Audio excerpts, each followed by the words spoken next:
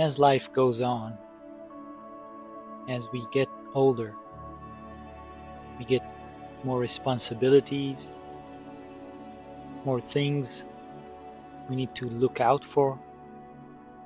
If there's kids in the picture, then way more. I asked a friend the other day, "How are you?" And he replied, "Everybody needs something from me all the time. It feels like I'm living my life to fulfill other people's needs." I think he said it beautifully. We feel like we're in constant pleasing of someone else. We have a few decades to live, usually, but there's constant feeling of there is no time. There's constant feeling of pressure, of effort, exhaustance. In Buddhism, Buddha has mentioned the Eightfold Path, which are the 8 principles to live your life right, in the right way. It is a bit like the 10 Commandments that we know from the Bible. It's sort of a guidelines into being a good person. One of these guidelines is called the right effort. Now that's a good question. What is the right effort? How do I know that I'm doing enough? Feels like we're doing too much all the time. But at the same time, we feel like we're wasting our time. We're trying to get somewhere, but forgetting we are alive right now. Krishnamurti have said that our energy is being wasted because of the endless chit-chat of our minds. This endless talk that is going on inside our heads is consuming all of our energy, or most of it. And what is left of it is being used to give us a sense of survival, which is taking care of money, the minimum it takes to hold our relationship, the minimum it takes not to lose our jobs. And sometimes, and it is beautiful when it happens, is that we have a sense of fulfillment from our family or from our jobs. And then we go beyond the minimum. We give it a lot of energy. But it still never feels like it's enough. One time, I went to see this woman, and she said that on top of every person, there is this cloud, a cloud of energy that she can see. We all have things that fill our cloud, things that give us energy, and there are things that are taking the air out of our cloud. Now, I don't know if this cloud is really there or not. I haven't seen it personally. But we all have this sense of having energy or lacking energy. And when our energy cloud is totally empty, then we need rest. We need just to get some energy. And that's when we can find ourselves struggling to get out of bed, struggling to get up from the couch.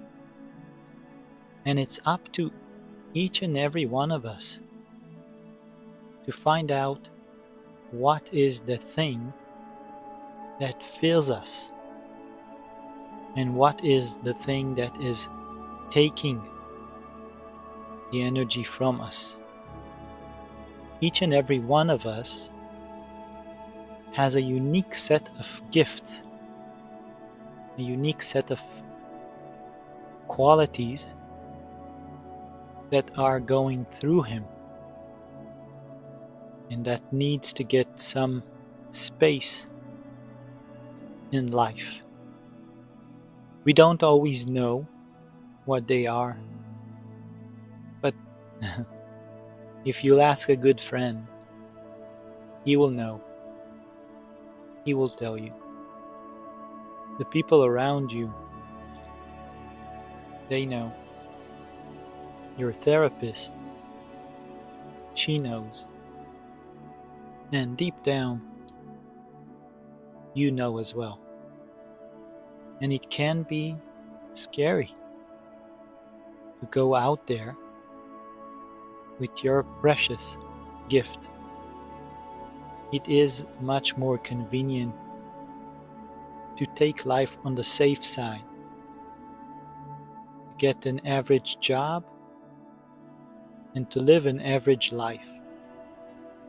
It is much safer, I'm truly saying that, because you will not get hurt much. If you lose your job, well, that will not be the end of the world. It wasn't your dream job anyway. But if it is your dream job, if we will really follow our dream and fail, that's scary. If someone will tell us, how dare you try to be a therapist? How dare you? How dare you try to lecture people about their lives, nonetheless? How dare you try to teach something that you haven't learned, haven't got a degree for, haven't got the experience behind you? How dare you? You're lying. You're not lying. You're following your true nature. Lying is putting out there some fake image of yourself and making everyone else believe that this is who you are. When we are young, when we're growing up and someone else asks us, what is your dream? And you have the conventional answers of being a policeman, being a fireman, being Spider-Man. Well, maybe that's before you get to the point where you discover your set of qualities, your gifts. But nevertheless, you're not embarrassed to share your dream. It's easy. You're not afraid to be vulnerable. The best way to regain our energy is to share your gift. is not to stagnate the energy, to make it stuck. Energy has to move. It has to change. It has to transform. And gift is just another means of energy that needs to go through us. When we're faking it, when we're creating an image of ourselves, when we're creating this person who is not aligned with our true nature, we have to keep feeding it with energy. The mind needs to keep on finding solutions, holding the past, keep on with this cycle of pretending, of convincing. The mind needs to keep preparing for the future to protect us, to help the person survive. And then we're blaming it. Oh, my mind, if he would just shut up for a minute, then I will get enlightened. Then I could see things for the way they truly are. No, the mind is just doing its job. It's protecting us. He is taking care of our image, of our person, to stay alive. He is there to help us not to feel vulnerable. Now, I'm not saying to drop your life. I'm not saying that everything is a lie, but a long path starts with one step, with a small step. So if you do not have this feeling of fulfillment in your job, in your day-to-day, then be honest with yourself. Be honest with the people around you. Allow things to change. Don't be afraid of change. Change is good. It means that the energy is moving. It means that your cloud of energy is getting some fuel. So start with something small. Find something that brings you a sense of fulfillment. Things will naturally align from there. Finding our true nature, being aligned with our true nature, it means to live free from our fake person. We are here now in a physical form. We have an opportunity to live a full life, making every moment matter. And it doesn't matter whether we will get another chance, if there is reincarnation or not. That's not the issue. Only thing that's important is that we are here now. Let's try to make the best out of it.